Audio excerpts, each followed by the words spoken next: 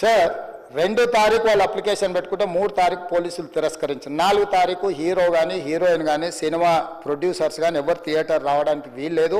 ఈ థియేటర్లో మేము సెక్యూరిటీ ఇవ్వలేము. ఈ థియేటర్కు ఉన్నది ఒకటే దారి.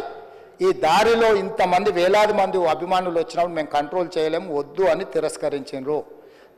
తిరస్కరించిన తర్వాత కూడా 4 తారీఖు 9:30 ప్రాంతంలో హీరో రావడం జరిగింది.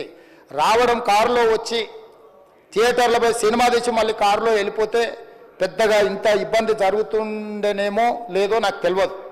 కానీ ఎక్స్ రోడ్ చౌరస్తా కంటే ముందు నుంచే కారులో రూఫ్ టాప్ ఓపెన్ చేసి రోడ్ షో చేసుకుంటే థియేటర్లో పోవడంతో ఆ చుట్టుముట్టుతున్న 7-8 థియేటర్లలో ఉన్న సినిమా అభిమానులు మొత్తం ఇక్కడికే రావడంతో వేలాది మంది జమ అయ్యారు. ఆ గేట్ ఒక్కసారి హీరో కారు లోపలికి పంపించడానికి ఆ ఉన్న గేటు తెరవడంతో వేలాది మంది ఒక్కటేసారి ఉప్పెనలాకి వచ్చారు.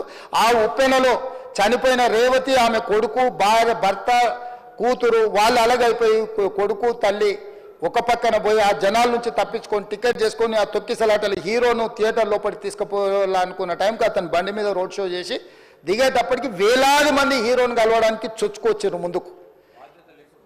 అసలు అంటే ఈ రకమైన వాతావరణంలో అతన్ని లోపలికి తీసుకువెళ్ళాల్సిన సందర్భంలో అతను ప్రైవేట్ సెక్యూరిటీ ఇవాళ రేపు మనం ఫంక్షన్లలో బౌన్సర్లు అని మనం చూస్తూ ఉన్నాం.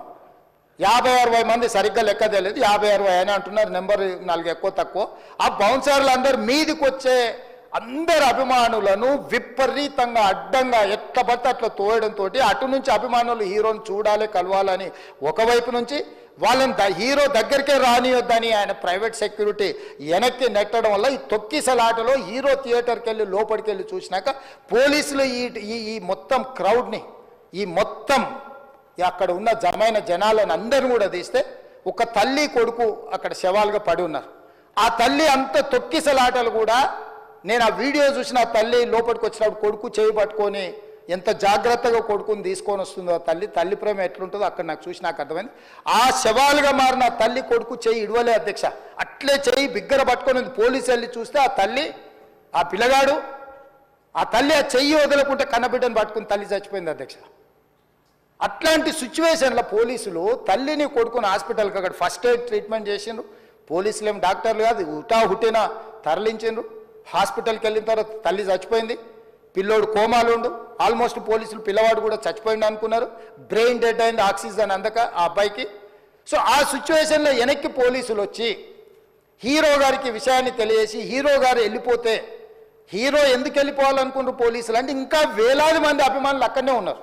హీరో గారు థియేటర్లో కూర్చొని ఉండడం వల్ల సినీ ప్రముఖులు ఉండడం వల్ల ఈ బయట జమైన వేలాది మంది అభిమానులు అక్కడి నుంచి పోకుండా అక్కడనే ఉండడం వల్ల థియేటర్ లోపల కూడా బాల్కనీలో టాప్ బాల్కనీలో హీరో కూర్చుంటే కింది నుంచి పై వరకు వెనక్కి తొక్కుట పైకెక్కి హీరో చేతులు కలపాలని కోతులు ఎగబడ్డట్టు కోట మీదకి కోతులు ఎగబడ్డట్టు ఉల్టా పైకి తొక్కిసలాట జరిగింది అధ్యక్ష. థియేటర్ వాళ్ళు పోలీసులను హీరో దగ్గరికి వెళ్ళి చెప్పడానికి కూడా అనుమతి ఇవ్వకుండా థియేటర్ వాళ్ళు పోలీసులను బ్లాక్ చేశారు అధ్యక్ష. ఎప్పుడైతే హాస్పిటల్లో తల్లి చచ్చిపోయిన పిల్లగాడు కూడా ఆల్మోస్ట్ చావు నోట్లో ఉన్నాడు అని తెలిసి పోలీసులు వచ్చి ఏసీపీ వెళ్ళి చెప్పడానికి పోతే థియేటర్ సిబ్బంది లేదు హీరో దగ్గరికి వెళ్ళడానికే వీళ్ళేదని చాలాసేపు పోలీసులను కూడా హీరో దగ్గరికి పోనీయలేదు అధ్యక్ష వాళ్ళ ప్రైవేట్ వీళ్ళు. చివరికి ఏసీపీ కోపం వచ్చేసి మిమ్మల్ని అందరిని తీసి లోపల వేయాల్సి వస్తుందని చెప్పిపోయి హీరోకు ఏసీపీ క్లియర్గా ఇద్దరు చనిపోయినరు, మీరు ఇక్కడ కూర్చుంటే థియేటర్లోనగా థియేటర్ బయట ఉన్న వేలాది మంది ఈ సినీ అభిమానులను మేము కంట్రోల్ చేయలేకపోతున్నాం, ల్యాండ్ ఆర్డరు శాంతి భద్రతలు చేయి దాటిపోయినాయి, మేము లాఠీ చార్జ్ చేయాల్సిన పరిస్థితి ఉంది, మీరు దయచేసి వెళ్ళిపోండి, వచ్చిండ్రు చూసిన కదా వెళ్ళిపోండి అంటే లేదు నేను సినిమా అయిపోయే వరకు ఇట్లే కూర్చుంటానని పోలీసులతో చెప్పిండని సిటీ కమిషనర్ నాకు చెప్పడం జరిగింది అధ్యక్ష.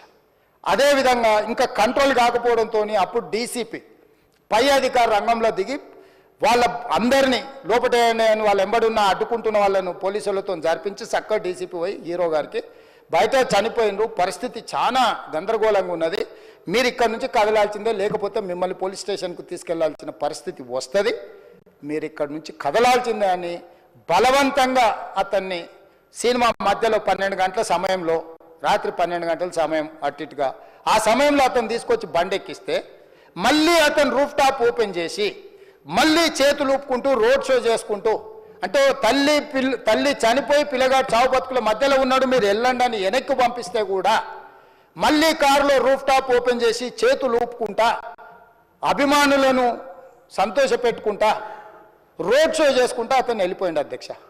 పోలీసులు కేసు చేసిరు. కేసు మీద థియేటర్కి సంబంధించిన కొంతమందిని అరెస్టు చేసిరు. అరెస్టు చేసి 10-11 రోజుల తర్వాత పోలీసు హీరో గారింటికి వెళ్ళిండ్రు. మీరు కూడా కేసులో A11 మీ మీద కేసు ఉందని చెప్పడానికి పోలీసులతో దురుసుగా ప్రవర్తించిండు. మీరు ఆ వీడియోలన్నీ కూడా చూసిండ్రు. ఆ పరిస్థితిలో చట్టాన్ని అమలు చేసే పోలీసులు ఆల్రెడీ ప్రాణాలు పోయినాయి. ఒక నిరుపేద తల్లి చనిపోయింది, కొడుకు చావు బతుకుల మధ్యలో ఉన్నాడు.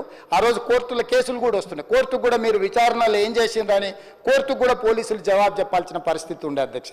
దాంతో మాట్లాడితే వాళ్ళు చాలా బాధ్యతారహితంగా సమాధానాలు ఇచ్చారని మా పోలీస్ సిబ్బంది చెప్తున్నారు. దాంతోనే అతన్ని పోలీస్ స్టేషన్ తీసుకెళ్ళారు అధ్యక్ష. ఇక్కడి వరకు ఒక హీరో, ఒక థియేటర్లో జరిగిన సంఘటనలు, వీటన్నిటి నేపథ్యంలో పోలీసులు వాళ్ళ విధి నిర్వహణ నిర్వహించారు అధ్యక్ష. ఎప్పుడైతే అతను పోలీస్ స్టేషన్కు తీసుకెళ్ళిరో కొన్ని రాజకీయ పార్టీలు పైశాచికంగా ఎంత నీచంగా నన్ను తిట్టుకుంటా పోస్టులు పెట్టినరంటే, అంటే तेलंगाना समाजम लो मलकपेट बलाला साहब के कॉन्स्टिट्यूंस के वोटर है उन लोग मलकपेट के छोटे नौकरी उसका नौकरी अकबर साहब वो 30,000 नौकरी करता है उसके परिवार में कोई कमाई नहीं है एक एक टिकट 3,000 रुपए में खरीदा वो बच्चा उनका फैन है बोल के उनके परिवार 12,000 रुपए रखकर 4 टिकट खरीद के पिक्चर को गए 30,000 महीने को कमाने वाले నెలకు 30,000 జీతంతో పనిచేసి ఒక ప్రైవేటు చిన్న దాంట్లో ఉద్యోగం చేసుకునే తండ్రి తన కొడుకు ఆయన అభిమానాన్ని కుటుంబము 12,000 రూపాయలు 3,000కు ఒక టికెట్ 12,000 రూపాయలు పెట్టి సినిమా థియేటర్కి వెళ్తే థియేటర్లో చనిపోతే చనిపోయిన 11వ రోజు వరకు వీళ్ళు ఎవరు హీరో కానీ ప్రొడ్యూసర్ కానీ ఎవరు కానీ ఆ కుటుంబాన్ని చనిపోయిన కుటుంబాన్ని కానీ హాస్పిటల్లో చావు బతుకుల మధ్యలో ఉన్న పిల్లవాడిని పరామర్శించడానికి కూడా పోలేదు అధ్యక్ష. ఇది ఏ రకమైన మానవత్వం అధ్యక్ష నాకు అర్థం కాలే. ఇలాంటి మానవత్వం లేకుండా వ్యవహరించిన వాళ్ళను పోలీసులు విధి నిర్వహణలో భాగంగా పోలీస్ స్టేషన్కు తీసుకెళ్తే ఒక ఆయన ట్విట్టర్లో పెడతాడు అడ్డగోలుగా 10 ఏళ్ళు మంత్రి చేసి ఉద్యమాలు చేసినామని చెప్పుకునేటోళ్ళు ఉద్యమాల సమయంలో సినిమా షూటింగ్లో జరగొద్దని దాడులు చేసిన వ్యక్తులు ఇవాళ అతను భగవత్ స్వరూపుడు అసలు అతన్ని పోలీసులు ముట్టుకుంటారా? అసలు ఈ రాష్ట్రం ఏమైపోతుంది? రాష్ట్రం ఉంటుందా? ఈ రకంగా రాజకీయ పార్టీలు అధ్యక్ష రాజకీయ పార్టీలు ప్రజాప్రతినిధులుగా చనిపోయిన ప్రాణాల విలువ లేకుండా చావుకు కారణమైన ప్రత్యక్షంగా పరోక్షంగా అయిన వాళ్ళని పోలీస్ స్టేషన్కు విచారించడానికి పిలిస్తే కూడా అది కూడా తప్పుపట్టి ప్రభుత్వాన్ని బద్నాం చేయాలి ముఖ్యమంత్రిని తిట్టాలని ఎంత నీచమైన భాష వాడింది అధ్యక్ష. యూట్యూబ్లలో మీరు చూడండి. నాకేముంటుంది అధ్యక్ష ఏంది ఆ సినిమాకు స్పెషల్ రిలాక్సేషన్స్ ఇచ్చి ఇవాళ సినిమా ఏదైతే వ్యాపారం చేసిందో సినీ పరిశ్రమను ప్రోత్సహించాలని మొదటి వారం అత్యధికంగా సినిమా ధరలతో టికెట్లు అమ్ముకోవడానికి స్పెషల్ షోలు వేసుకోవడానికి బెనిఫిట్ షోలు వేసుకోవడానికి ప్రత్యేకమైన అనుమతులు ఇచ్చింది నా ప్రభుత్వమే కదా మా ప్రభుత్వమే అధ్యక్ష. సినీ పరిశ్రమను ప్రోత్సహించాలనే మా విధానం. ప్రోత్సహించే క్రమంలో తెలంగాణ ప్రజల ప్రాణాలను తీసుకోమనే ప్రాణాలు తీసుకుంటే కూడా వాళ్ళని ఏమనొద్దు అని అంటే మీరు లా చేయండి అధ్యక్ష. మరి స్టేట్కు లా అథారిటీ ఉందో లేదో నాకు తెలియదు కానీ star film star super star